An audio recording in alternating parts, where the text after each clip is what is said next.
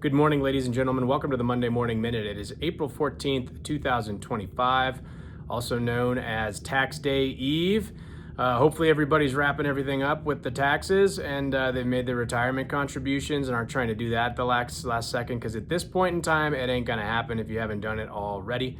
Let's get into markets. U.S. markets were wildly volatile, and frankly, internationals and emergings were as well last week, with huge swings both to the upside and the downside, depending on which day there was a tariff announcement or a retraction of tariffs or something of the sort. If you haven't looked at our quarterly investment outlook blog yet, you should probably do that.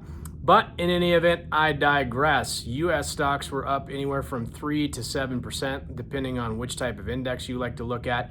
Internationals were up just less than 1%, and emerging markets were down on the week, primarily driven by fears of tariffs, especially in Southeast Asia. In terms of bonds, we had another wildly volatile week with yields.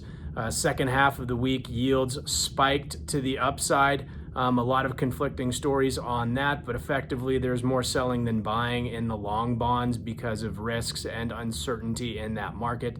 The Federal Reserve has one thing checked off the list, with inflation coming in quite a bit softer than analysts expected last week.